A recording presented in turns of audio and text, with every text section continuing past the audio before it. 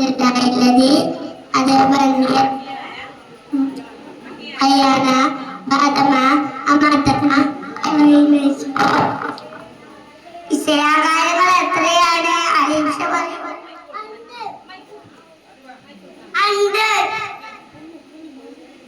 അതിൽ ഒന്നാമത്തത് ഏതാണ്? കലിമ ഷഹാദത്ത് ഒന്ന് ചൊല്ലിക്കേ. അഷ്ഹദു അല്ലാ ഇലാഹ ഇല്ലല്ലാഹ് വ അഷ്ഹദു അന്ന മുഹമ്മദുർ റസൂലുള്ളാഹ്. മാഷാ അല്ലാഹ്.